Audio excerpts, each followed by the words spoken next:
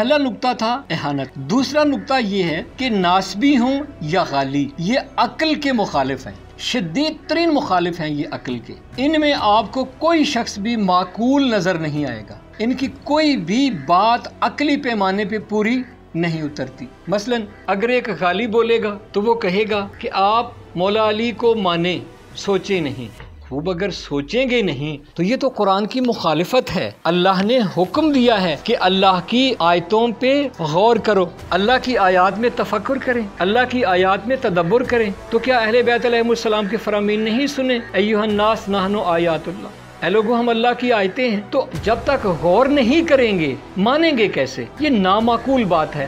یہ کہتے ہیں کہ جی جو معصوم ہے اس کا نائب یا اس کا نمائندہ غیر معصوم نہیں ہو سکتا، جبکہ ہم دیکھتے ہیں کہ معصومین علیہ السلام کی ظاہری حیات طیبہ میں بھی غیر معصوم ہی ان کی طرف سے نمائندے بن کے گئے ہیں۔ کوئی شہر ایسا نہیں تھا اسلامی قلمرو کا کہ جس میں معصوم کا نمائندہ نہ ہو، وہ مبلغ کے عنوان سے ہو، وہ خمس زکوٰۃ کے کلیکٹر کے عنوان سے ہو، یہ سب لوگ غیر معصوم تھے۔ اب یہ بات سمجھنے کے لیے کسی افلاطونی عقل کی ضرورت نہیں ہے، یہ عام فہم بات ہے، کامن سینس کی بات ہے، نامعقول بات ہے جو یہ لوگ کرتے ہیں۔ اسی طرح جب ناسبی بولتے ہیں وہ قاتل کو بھی رضی اللہ کہتے ہیں، مقتول کو بھی رضی اللہ کہتے ہیں، ظالم کو بھی رضی اللہ کہتے ہیں، مظلوم کو بھی رضی اللہ کہتے ہیں۔ لیکن افسوس کی بات یہ ہے کہ جس طرح سے غالیوں کے غلو پر جو رد عمل دکھانا چاہیے یا دکھایا جانا چاہیے وہ نہیں دکھایا جاتا، اسی طرح جب ناسبی اہل بیت کو گالیاں دینے والوں کو احترام سے دیکھتے ہیں، احترام سے ان کا نام لیتے ہیں اور انہیں پروٹوکول دیتے ہیں، تو دوسرا طبقہ ان کی ہاں میں ہاں ملاتا ہے، خاموشی کے ذریعے سے یا بول کر یا لکھ کر۔ تو ہم سب ان دونوں جرائم میں شریک ہیں،